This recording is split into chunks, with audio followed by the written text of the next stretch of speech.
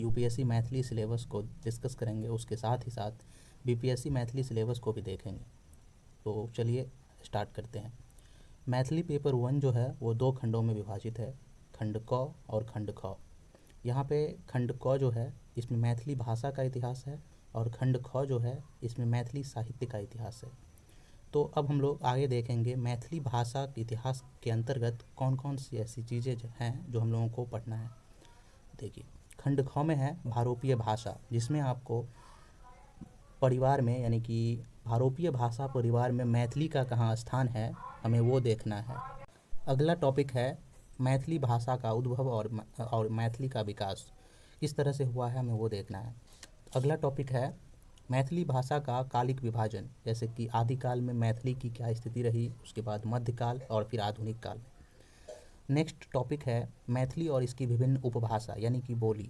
मैथिली और इसके साथ इसके टाइप का और जो बोली है जैसे कि असमिया, बंगला, इस सब को भी देखना है खंड क के अंतर्गत। उसके बाद मैथिली एवं अन्य पूर्वांचलीय भाषा में संबंध क्या है, जैसे कि बांग्ला, असमिया और उड़िया। यूपीएससी के सिलेबस में बस इतना ही है कि बांग्ला, उसके बाद असमिया और उड़िया को दिया गया है। उसके बाद है तिरहुता लिपि का उद्भव और विकास। अगला टॉपिक है मैथिली में सर्वनाम और क्रियापद। ये जो 7 टॉपिक हैं ये खंड क से संबंधित है मैथिली यूपीएससी पेपर 1 में। अब हम लोग आगे खंड ख को देखेंगे, जैसे कि इसमें है मैथिली साहित्य का इतिहास। तो खंड ख जो है वो मैथिली साहित्य के इतिहास से संबंधित है। इसमें पहला टॉपिक आपको पढ़ना है मैथिली साहित्य की पृष्ठभूमि, जिसमें आपको मैथिली साहित्य जिसमें रचना की गई धार्मिक, आर्थिक, सामाजिक, सांस्कृतिक, इस सबों पर चर्चा करनी है। उसके बाद है मैथिली साहित्य का काल विभाजन। भाषा के अंतर्गत मैथिली भाषा का काल विभाजन है और साहित्य के अंतर्गत मैथिली साहित्य का काल विभाजन है। तो यहाँ ये बताना थोड़ा मुझे लगा। उसके बाद है प्राक विद्यापति साहित्य। इसका मतलब है विद्यापति से पहले जो साहित्य की रचना की गई मैथिली साहित्य में उसको देखना है। और उसके बाद है विद्यापति और उनकी परंपरा, जैसे कि विद्यापति के समय में किस टाइप की रचना रची गई और एक जो परंपरा स्थापित की गई उसके बारे में भी थोड़ा बहुत जानकारी होनी चाहिए।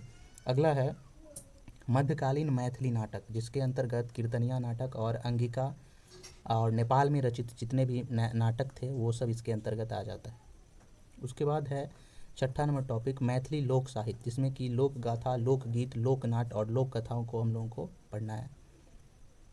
नेक्स्ट है आधुनिक युग में विभिन्न साहित्यिक विधा का विकास, जैसे कि प्रबंध काव्य क्या होता है और इसका विकास कैसे हुआ, तो ये हमको देखना है। उसके बाद मुक्तक काव्य, उपन्यास, कथा, नाटक, निबंध, समीक्षा, संस्मरण, अनुवाद। और सबसे जो लास्ट टॉपिक है पेपर 1 का वो है मैथिली पत्र पत्रिका का विकास। ठीक है, अब हम लोग जो पेपर 2 है उसको देखेंगे और इसमें क्या सिलेबस रहता है उसको पहले देख लें। इसमें अपेक्षा की जाती है कि पाठ्य पुस्तक को विद्यार्थी पढ़ के जाएं और ये जो प्रश्न पूछे जाएंगे उसमें अभ्यर्थी की आलोचनात्मक क्षमताओं की परीक्षा की जाती है। तो इसके लिए हमें थोड़ा गहन अध्ययन की ज़रूरत पड़ती है। ठीक है, इसमें सिलेबस देखते हैं। तो खंड क जो है पेपर 2 का उसमें है विद्यापति गीत सती, जिसका प्रकाशक है आप देख रहे हैं ये नई दिल्ली से, जिसमें गीत संख्या 1 से लेकर के मात्र 50 तक पढ़ना है। फिर है अगला है गोविंद दास भजनावली, ये भी पटना से प्रकाशित है और गीत संख्या 1 से 50 तक इसमें पढ़ना है। फिर अगला है कृष्ण जन्म मनबोध। कृष्ण जन्म मनबोध के बाद है मिथिला भाषा रामायण चंदा झा का, जिसमें मात्र हमें सुंदरकांड को पढ़ना है। फिर अगला है रामेश्वर चरित्र मिथिला रामायण लाल दास का, उसमें मात्र हमें बालकांड को पढ़ना है। फिर है कीचक पद गंधर्नाथ झा का। उसके बाद दत्तवती सुरेंद्र झा सुमन, जिसमें प्रथम और द्वितीय सर्ग को मात्र पढ़ना है। उसके बाद जो है यात्री जी का चित्रा और ये जो खंड का शायद लास्ट टॉपिक है समकालीन मैथिली कविता। ये एक बुक आता है जो कि दिल्ली से प्रकाशित है साहित्य अकादमी से, तो वो एक बार ले लेना। वैसे तो इसमें बहुत सारा ऐसा है कि ये बुक का ही नाम है, तो आपको ये बुक ले लेना है जब आप लोग अगर सही से शुरुआत करना चाह रहे हैं, शुरुआत से शुरू करना चाह रहे हैं तो। फिर खंड ख जो है पेपर 2 का वो है वर्ण रत्नाकर ज्योतिरेश्वर जी का, जिसमें कि द्वितीय कल्लोल मात्र पढ़ना है। उसके बाद खट्टर का तरंग हरिमोहन झा का। उसके बाद लोरिक विजय मणिपद्म जी का और पृथ्वी पुत्र ललित जी का। उसके बाद हफायत चाहक जिंदगी सुधांशु शेखर चौधरी का। नेक्स्ट जो टॉपिक है वो है कीर्ति राजकमल, जिसका प्रकाशक मैथिली अकादमी पटना से है, जिसमें मात्र 10 कथा हमको पढ़ना है। नेक्स्ट टॉपिक है कथा संग्रह, प्रकाशक है मैथिली अकादमी पटना। तो ये था हमारा पेपर 2 का खंड ख। अब हम लोग यहाँ पे बीपीएससी सिलेबस की भी बात कर लेते हैं, क्योंकि दोनों में बहुत ही समानताएं भी है। बीपीएससी में मैथिली का मात्र एक ही पेपर होता है जो 2 खंडों में विभाजित होती है। सेक्शन 1 में देख लेते हैं क्या क्या है। इसमें भाषा का इतिहास, जो कि यूपीएससी में भी है, यानी कि जो ये कलर किया हुआ है ये सभी यूपीएससी के सिलेबस से मैच करता है, इसीलिए मैंने इसको कलर कर दिया। तो मैथिली भाषा का इतिहास, मैथिली भाषा का उद्गम, भारोपीय भाषा परिवार में मैथिली का स्थान, उसके बाद मैथिली भाषा के ऐतिहासिक विकास क्रम, हिंदी बांग्ला के साथ क्या संबंध है, इसके बारे में थोड़ा जानकारी चाहिए, और मानक मैथिली की क्या विशेषता होती है उसको भी देखना पड़ेगा,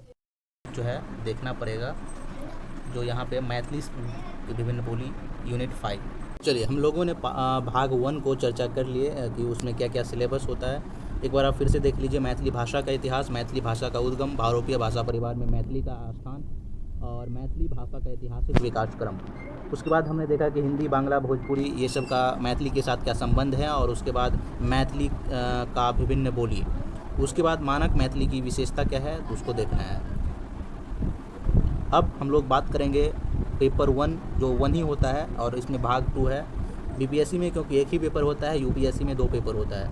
तो भाग दूसरा जो है उसमें शामिल है साहित्यिक इतिहास।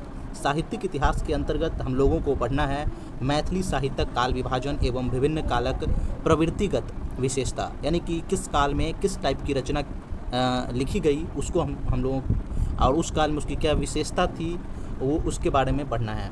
दूसरा यूनिट है कि आधुनिक मैथिली कविता का विकास, तो ये देखना है।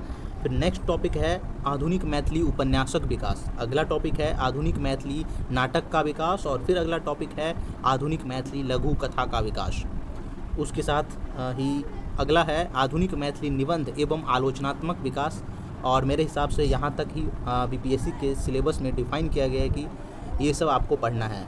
और जहाँ तक क्वेश्चन पूछने की बारी आती है तो उस समय वो इसके आसपास के चीज़ों को भी पूछ सकता है। ठीक है, तो आप लोगों को मात्र यहीं तक सीमित ना रख करके, बल्कि सबसे पहले तो कोई ऐसा साहित्य का बुक हो या कोई भाषा का बुक हो आप लोगों को ले लेना है और उसको एक बार पढ़ लेना है, और उसके साथ ही प्रीवियस ईयर्स क्वेश्चन को देखते रहना है।